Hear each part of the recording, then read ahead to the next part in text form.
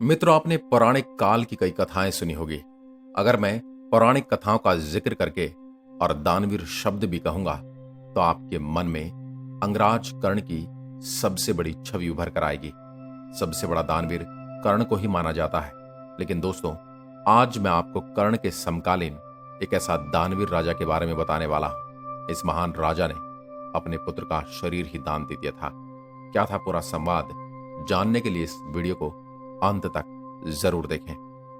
कथा के अनुसार कर्ण के समकालीन दानवीर राजा मौरध्वज थे। राजा मौरध्वज श्री कृष्ण के परम भक्तों में से एक थे।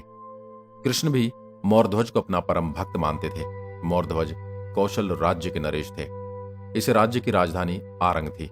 मौरध्वज की कहानी पुराणों में मिलती है, जिसे कृष्ण ने आदेश दिया था कि वह अपने बेटे ताम्रध्वज को आरी से चीरकर उसका मांस शेर के सामने पेश करे। आरे से चीरने की कहानी के कारण ही इस नगर का नाम आरंग पड़ा था। महाभारत का युद्ध समाप्त होने के पश्चात पांडवों द्वारा श्री कृष्ण के कहने पर अश्वमेध यज्ञ का आयोजन किया गया। अश्वमेध यज्ञ के बाद घोड़ा छोड़ा जाता है। वह घोड़ा जहां तक जाता है वहां तक उस राज्य के राजा की दास्ता या फिर समर्थन स्वीकार कर लिया जाता है।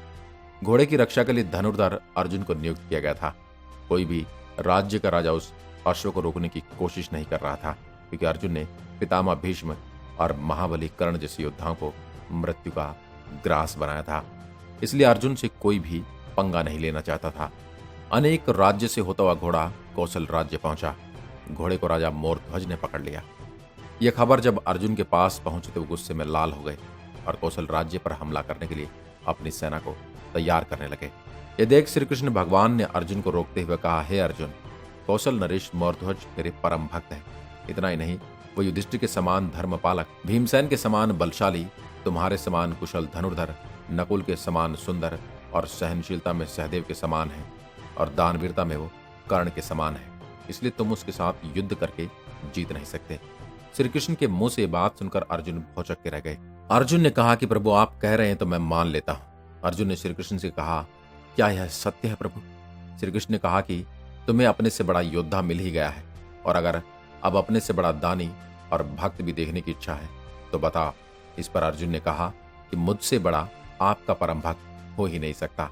अर्जुन ने श्री कृष्ण से कहा कि मैं अवश्य ही उस भक्त के दर्शन करना चाहूंगा जो मुझसे भी बड़ा आपका भक्त है।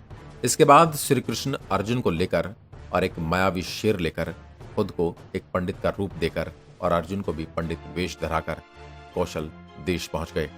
फिर दोनों कौशल नरेश के दरबार में पहुंचे। जैसे ही राजा मौरध्वज को इस बात की खबर लगी कि साधु उनके दरबार में आए, तुरंत उन्होंने अपना सिंहासन छोड़ साधु को प्रणाम कर आशीर्वाद लिया। ब्राह्मण रूपी श्री कृष्ण ने राजा मौरध्वज से कहा कि तुम्हारे दरबार से कोई भी खाली हाथ नहीं जाता, ऐसा मैंने सुना है। मैंने तुम्हारी दानवीरता की बड़ी प्रशंसाएं सुनी है, इसलिए आपके दरबार में बहुत से याचक भी आते हैं। राजा मौरध्वज ने ब्राह्मण रूपी श्री कृष्ण से कहा कि हे भगवान, नारायण की मुझ पर कृपा है, आज तक मेरे दरबार से कोई खाली हाथ नहीं लौटा। हे ब्राह्मण देव, आपको क्या चाहिए?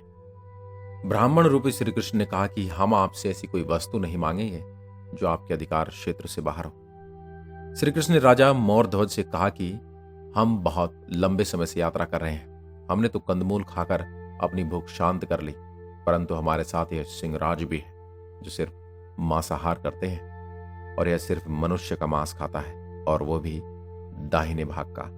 राजा मौरध्वज ने कहा कि महाराज, अगर आपके सिंहराज को मनुष्य का मांस ही चाहिए तो मैं अपना पूरा शरीर अर्पण करने के लिए तैयार हूं। इस पर श्री कृष्ण ने कहा, नहीं महाराज, हम आपका जीवन लेकर अतिथि मर्यादा का उल्लंघन नहीं करना चाहते। इस पर मौरध्वज ने कहा, तो महाराज बताइए कि मैं किस प्रकार आपके सिंहराज की भूख मिटा सकता हूं। यदि तुम अपने पुत्र का मांस सिंहराज को अर्पण करो तो हम इसे ग्रहण कर सकते हैं, परंतु उसके लिए भी आपको प्रसन्न रहना होगा। आपकी आंखों से आंसू नहीं गिरने चाहिए। आप और महारानी मिलकर आरे से अपने पुत्र के 2 भाग करेंगे और उसके पश्चात ही सिंहराज भोजन कर सकेंगे, परंतु याद रहे कि आंख से एक भी आंसू नहीं गिरना चाहिए। श्री कृष्ण की यह बात सुनकर सारा दरबार आश्चर्यचकित हो गया, और स्वयं अर्जुन भी श्री कृष्ण की इस बात से डर गए। एक क्षण के लिए राजा मौरध्वज भी डगमगाए, परंतु समझ गए। राजा मौरध्वज ने कहा कि हे महात्मा, धन्य मेरा पुत्र ताम्रध्वज, जिसे अपने सिंहराज के लिए आहार के लिए चुना है। श्री कृष्ण ने राजा से कहा कि पुत्र को चढ़ाते समय यदि माता पिता की आंखों से आंसू आए तो सिंहराज भोजन स्वीकार नहीं करेंगे। राजा मोरध्वज ने कहा कि महाराज, अपने पुत्र के जीवन पर मेरा अधिकार है, परंतु मेरे से भी ज्यादा उसकी मां और उसकी पत्नी का अधिकार है। इसलिए मुझे उनका भी निर्णय सुनना होगा, इसलिए मुझे उनकी भी सहमति चाहिए। इसलिए आप मुझे थोड़ा समय दीजिए और मैं इस विलंब के लिए आपसे क्षमा प्रार्थी हूं। राजा ने अपनी पत्नी, पुत्र और पुत्रवती को भी इस कार्य के लिए राजी कर लिया। अर्जुन राजा के इस प्रकार समर्पण और वचनबद्धता को देखकर आश्चर्यचकित रह गया। इसके बाद राजा ने आरा उठाया और अपने इकलौते पुत्र के शरीर पर रखकर परमपिता परमात्मा का स्मरण करते हुए अपने पुत्र को चीर दिया। आरे से निरंतर उनके शरीर के 2 भाग किए जा रहे थे। इस प्रकार ताम्रध्वज का शरीर 2 भागों में बट गया।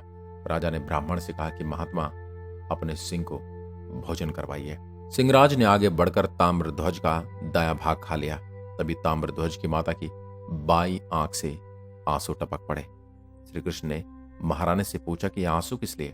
तब रानी ने कहा कि पितृभक्त ताम्रध्वज के दाहिने अंग को तो आपने स्वीकार कर लिया, परंतु वाम अंग को छोड़ दिया। इसी कारण मेरी बाईं ओर से आंसू निकल पड़े। इस दृश्य को देख अर्जुन का घमंड चूर चूर हो गया। भक्ति का ऐसा प्रकाश अर्जुन ने अपने जीवन में कभी नहीं देखा था। इसके बाद ब्राह्मणों के लिए सात्विक भोजन की व्यवस्था की गई।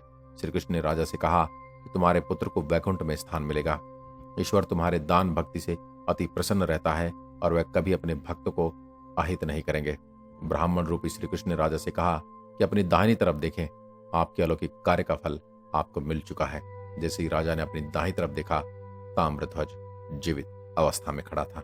अपने पुत्र को देखकर रानी ने उसे गले से लगा लिया। राजा मोरध्वज ने ब्राह्मण से कहा कि आप कौन हैं और किस कारण आप मेरी इतनी कठिन परीक्षा ले रहे थे? भगवान श्री कृष्ण ने अपने विराट रूप के दर्शन राजा मोरध्वज को दिए और मोरध्वज श्री कृष्ण के चरणों में गिर गए। यह दृश्य देख अर्जुन उस महादानी राजा मोरध्वज के पैरों में गिर गए और इस तरह अर्जुन का अहंकार नष्ट हो गया। फिर कौशल नरेश ने अश्वमेघ का घोड़ा अर्जुन को लौटा दिया। इसके बाद श्री कृष्ण और अर्जुन हस्तिनापुर के लिए चल दिए। अगली वीडियो में एक और ऐसा ही किस्सा आपको सुनाएंगे, जिससे आपको पता लगेगा कि भारत में धर्म की पालन करने वाले लोगों ने अनेकों बार जन्म लिया है और ऐसे ऐसे कार्य किए हैं जिनको आज तक उदाहरण के रूप में प्रस्तुत किया जाता है। आज की वीडियो में बस इतना ही। जय हिंद, जय भारत।